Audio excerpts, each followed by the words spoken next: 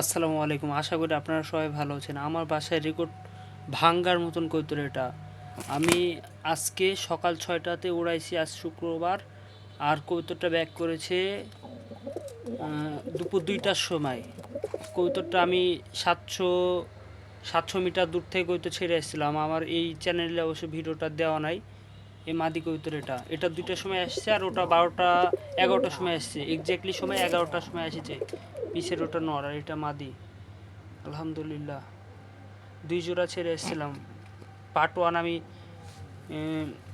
পরে কালকে দিনে ইনশাল্লাহ পোস্ট করব, সবাই দেখেন। এই কবুতর